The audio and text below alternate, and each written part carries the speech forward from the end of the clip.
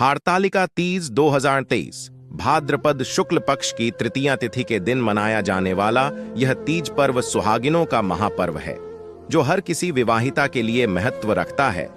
भादो महीने में मनाए जाने वाले इस पर्व का इंतजार हर विवाहिता करती है। सुहागन स्त्रियां अपने पति के सुख शांति समृद्धि और लंबी आयु के लिए यह व्रत रखती हैं। इस दिन औरतें नई नवेली दुल्हन की तरह सज धज कर तैयार होती हैं और बड़े ही श्रद्धा एवं भक्ति के साथ इस व्रत को रखती हैं। कहा जाता है कि माता पार्वती ने 107 जन्मों तक भगवान को अपना पति के रूप में पाने के लिए तपस्या करती रही।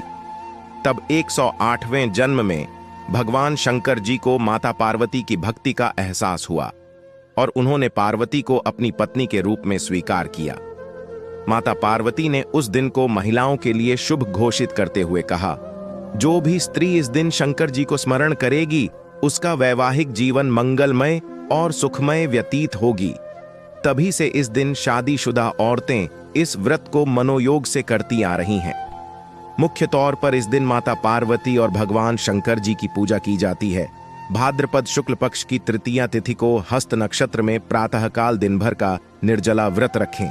इस पर्व में सर्वप्रथम उमा महेश्वर सायुज्य सिद्धये हरतालिका तीज व्रतमहम करिष्ये मंत्र का संकल्प करके मकान को सुशोभित कर पूजा सामग्री एकत्र करें। संध्या के समय स्नान कर शुद्ध व उज्ज्वल वस्त्र धारण कर भगवान शंकर जी तथा माता पार्वती की मूर्ति का विधिवत पूजन करें और धोती एवं अंगोछा चढ़ावें। बाद में सुहाग सामग्री किसी ब्राह्मणी को तथा धोती एवं अंगोछा ब्राह्मण को दान करें। पुनः 13 प्रकार के मिठे व्यंजन सजाकर रुपयों सहित सास को देकर उनका चरण स्पर्श करके अनंतर अल्पाहार अथवा फलाहार कर अपना व्रत तोड़ें। प्राचीन काल में माता पार्वती अपने 108वें जन्म में भगवान शंकर जी को पति के रूप में पाने के लिए गंगा के तट पर 12 वर्षों तक कठिन तपस्या की। वह श्रावण की मूसलाधार वर्षा में भी बिना अन्न जल खाए खड़ी रहती थी। ज्येष्ठ मास के तपती धूप में चारों ओर अग्नि जलाकर बीच में खड़ी सूर्य को देखती रहती थी। यह देखकर पार्वती के पिता हिमालय काफी दुखी रहते थे। वे पार्वती के विवाह के लिए हमेशा चिंतित रहते थे। एक दिन नारद जी हिमालय के घर पधारे और हिमालय से बोले, हे पर्वतराज, मुझे साक्षात विष्णु ने आपके पास भेजा है। वे आपकी कन्या से प्रसन्न होकर उससे विवाह करना चाहते हैं। यह सुनकर हिमालय काफी खुश हुए। वे शीघ्र ही इस विवाह प्रस्ताव को स्वीकार कर लिया।